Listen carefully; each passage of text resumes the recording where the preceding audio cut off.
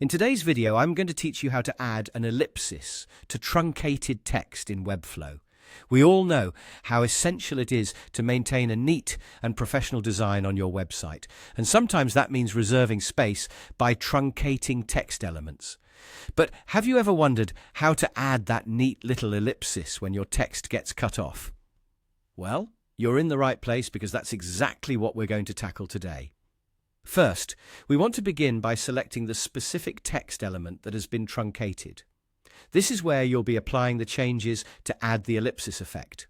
Make sure you're in the design view so you can easily interact with your components. Now, once you've clicked on the text, take a look at the right panel on your screen. There you'll find several tabs, but what you'll want to focus on is the Style tab.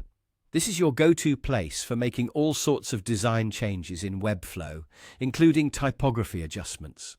Within the Style tab, scroll down until you encounter the typography section. This is an important area where you can fine-tune how your text appears to your audience, ranging from font size to line height and more. But for our purpose today, we're going to dive a bit deeper. In the typography section, you'll notice an option labeled as More Type Options. Go ahead and click on that. This will expand a set of additional features, giving you greater control over the way your text is presented on your web page. Here, among the options, you'll find truncate types, and you'll see that you have two choices: clip and ellipsis. Your mission here is to select ellipsis. The ellipsis is those three little dots that so seamlessly indicate there is more to be read, providing a polished look, especially in UI with space constraints. As you attempt to apply the ellipsis, a small warning should pop up on your screen. This is a helpful reminder to ensure that another key setting is in place. Specifically, it'll warn you that in order for the text to be clipped properly, the line setting needs to be adjusted to no wrap. This ensures that your text elements do not flow onto the next line in an awkward manner.